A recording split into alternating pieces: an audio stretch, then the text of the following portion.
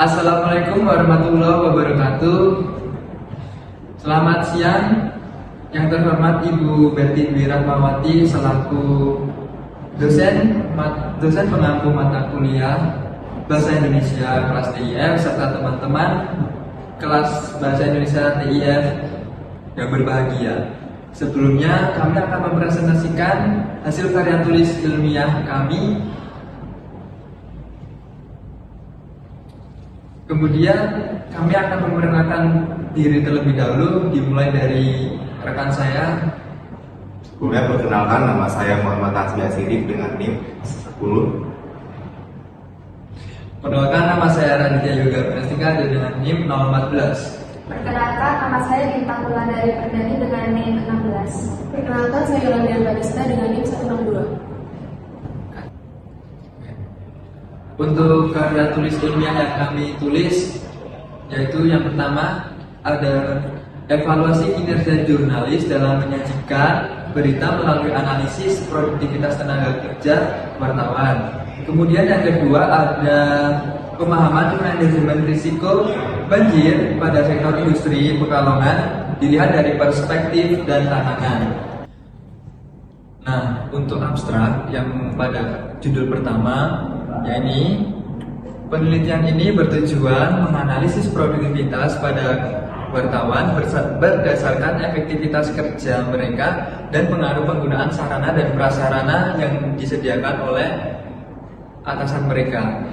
Nah, untuk metode penelitian sendiri, metode ini menggunakan metode kuantitatif dengan data dari berbagai sumber yang didapatkan seperti sumber sekunder online, seperti jurnal ilmiah, artikel, dan laporan penelitian. Untuk populasi penelitian mencakup wartawan di media massa Indonesia. Selanjutnya, penelitian ini bermanfaat praktis dengan meningkatkan wawasan wartawan tentang faktor yang mempengaruhi produktivitas kerja serta memberikan dasar bagi perusahaan dalam mengelola sumber daya manusia. Selanjutnya ada latar belakang dari judul yang pertama, di mana bisa dilihat seperti itu. Terdapat poin-poin. Yang pertama, pertumbuhan pesat media massa, kemudian peran media dalam kehidupan berbangsa dan bernegara. Selanjutnya ada pentingnya produktivitas wartawan. Nah, jadi produktivitas tenaga kerja dapat diartikan sebagai kemampuan untuk memperoleh manfaat sebesar-besarnya dari sarana dan prasarana yang tersedia dengan memberikan kinerja yang optimal. Oleh karena itu, produktivitas dapat tercapai bila seseorang mampu melaksanakan pekerjaannya itu dengan secara maksimal dan optimal melalui organisasi sosial, budaya, bisnis, nirlaba, keagamaan, dan pemerintahan seperti bidang-bidang lain yang disebutkan dalam bidang jurnalistik. Produktivitas kerja sendiri ini juga menjadi hal yang penting harus dimiliki setiap seorang jurnalis atau wartawan. Dengan pertumbuhan yang pesat melalui media massa ini menjadi sebuah kebutuhan yang sangat penting bagi masyarakat maupun pemerintah, di mana seorang wartawan ini dituntut tidak hanya perlu menemukan berita yang berkualitas, tetapi juga memiliki tingkat produktivitas yang sangat baik dalam menyelesaikan semua pekerjaan terkait dengan jurnalisnya maupun berita yang akan dihasilkannya. Selanjutnya ada urusan masalah. Yang pertama adalah apa faktor yang mempengaruhi produktivitas wartawan dalam menyajikan pemberitaan. Bagaimana efektivitas kerja wartawan dalam kaitannya dengan produktivitas mereka dalam menyajikan pemberitaan, dan bagaimana pengaruh penggunaan sarana dan prasarana yang tersedia pada produktivitas wartawan. Yuk, berikutnya yaitu tujuan penelitian. Tujuan penelitian yang pertama yaitu untuk mengetahui faktor yang mempengaruhi produktivitas wartawan dalam menyajikan pemberitaan. Yang kedua, mengetahui efektivitas kerja wartawan dalam kaitannya dengan produktivitas mereka dalam menyajikan pemberitaan. Yang ketiga, yaitu mengetahui pengaruh penggunaan sarana dan prasarana yang tersedia dalam produktivitas wartawan. Selanjutnya yaitu manfaat penelitian. Manfaat penelitian ini dibagi menjadi dua, yaitu manfaat teoritis dan manfaat praktis. Yang pertama yaitu manfaat teoritis, yang dimana manfaat teoritis ini akan menambah literatur tentang produktivitas tenaga kerja khususnya di bidang jurnalistik. Yang kedua yaitu manfaat praktis. Yang pertama yaitu manfaat untuk wartawan, di mana hasil penelitian ini diharapkan dapat memberikan wawasan bagi wartawan mengenai faktor yang mempengaruhi produktivitas kerja. Yang kedua yaitu manfaat untuk pemerintah dan masyarakat.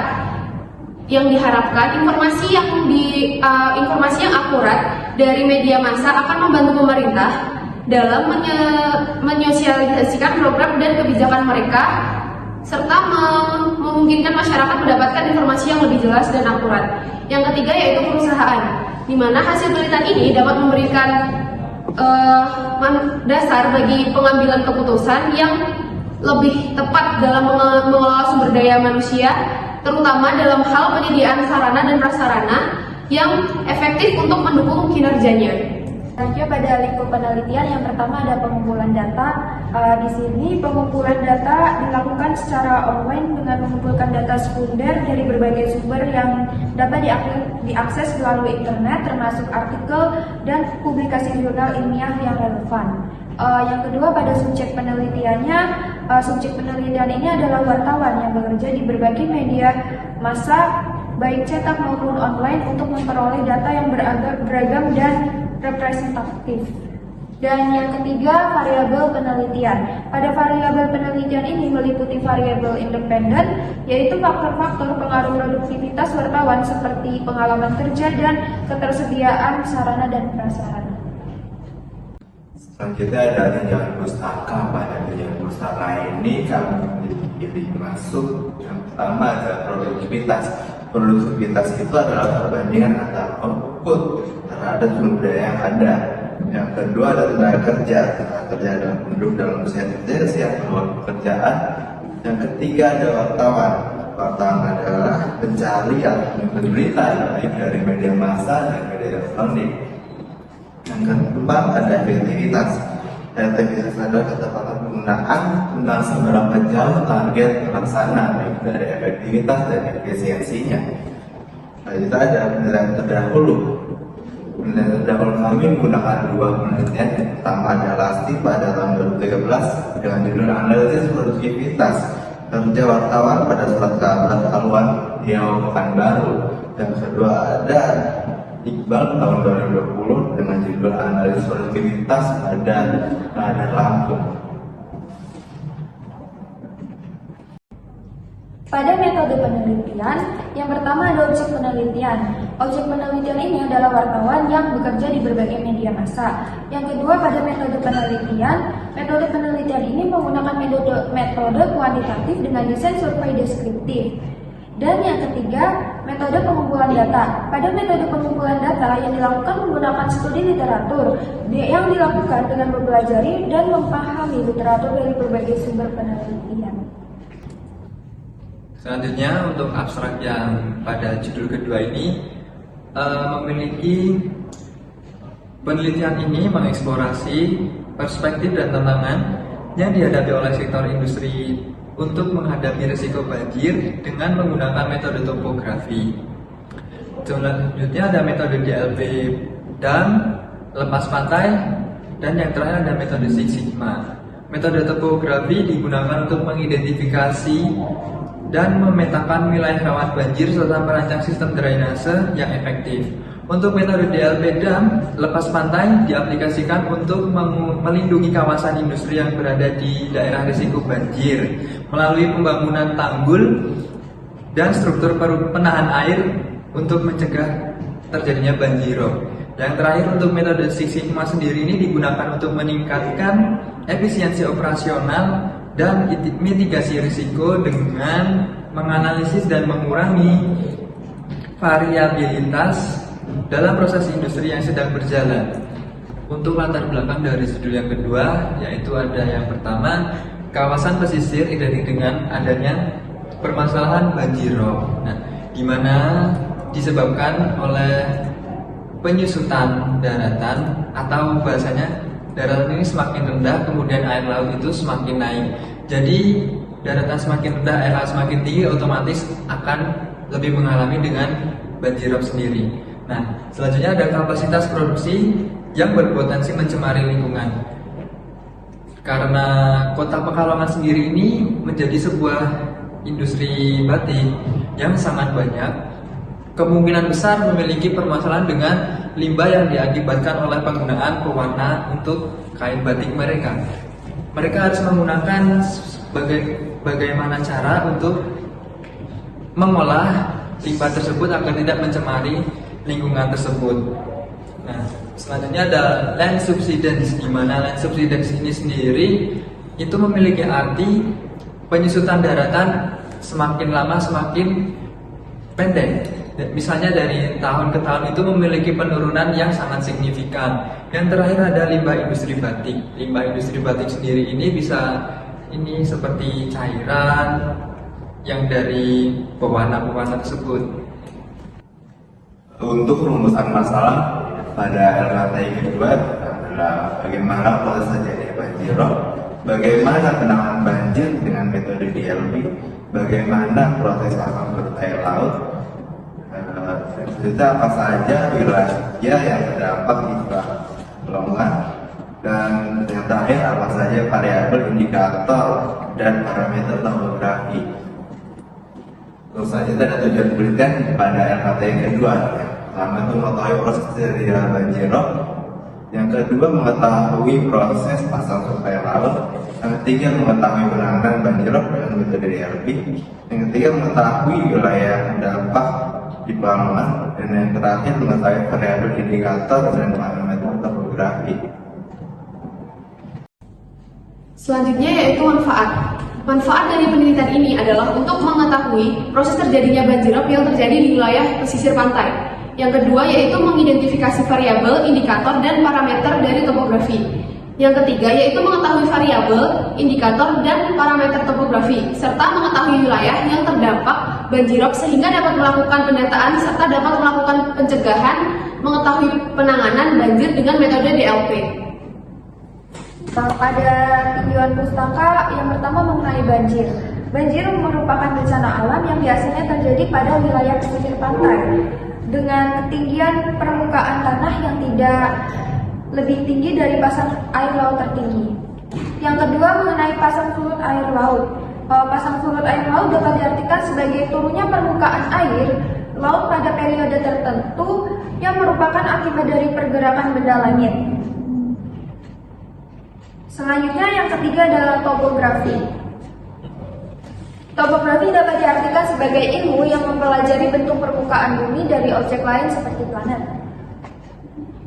Selanjutnya yang keempat adalah bencana banjirop di Pekalongan. Wilayah pesisir yang terdampak banjirop berada di 5 kecamatan pada 20 desa di Kabupaten Pekalongan dengan 1 kecamatan pada 7 kelurahan di Pekalongan. Dengan banjirop ini terjadi pada kurun waktu 5 tahun terakhir. Yang kelima, DEM yang merupakan Digital Elevation Model yang dapat diartikan sebagai data digital yang menggambarkan topografi permukaan bumi yang terdiri dari himpunan titik koordinat X, Y, dan ketinggian sebagai Z. Yang titik koordinat tersebut dapat memvisualisasikan bentuk topografi permukaan bumi dengan ke dalam tampilan 3D. Selanjutnya yang keenam adalah metode DLP dengan DAM lepas pantai. DAM lepas pantai dapat dijadikan solusi alternatif dalam penanganan banjirop di wilayah pesisir. DAM dapat menahan laju air laut lepas dan juga dapat dimanfaatkan sebagai pelindung. Yang keenam merupakan manajemen risiko. Dengan dalam konteks pencegahan banjir di wilayah Pekalongan, metode manajemen risiko dapat membantu dalam mengurangi dampak negatif dari banjir dan meningkatkan kesiapsiagaan. Dengan penerapan metode manajemen risiko dalam pencegahan banjir di Pekalongan memungkinkan identifikasi, analisis, dan mitigasi risiko secara sistematis dan berkelanjutan. Pada metode penelitian, Pendekatan sistematis yang digunakan oleh peneliti untuk merencanakan, melaksanakan, dan mengevaluasi suatu studi atau investigasi ilmiah. Metode kualitatif melibatkan analisis dokumen, laporan, atau rekaman lainnya untuk mengidentifikasi tema, pola, atau perspektif terkait risiko banjir dan upaya pencegahannya. Pada metode pengumpulan data, studi literatur melibatkan analisis dan sintesis informasi yang telah dipublikasikan sebelumnya dalam bentuk artikel jurnal, laporan riset, buku, dan dokumen lainnya terkait risiko banjir, menyediakan basis pengetahuan yang kuat untuk pengambilan keputusan dan perencanaan strategis dalam manajemen risiko banjir di wilayah Pekalongan. Sekian presentasi dari kelompok kami. Bila ada kurang dalam menyampaikan presentasi, kami mengucapkan mohon maaf. Assalamualaikum warahmatullahi wabarakatuh.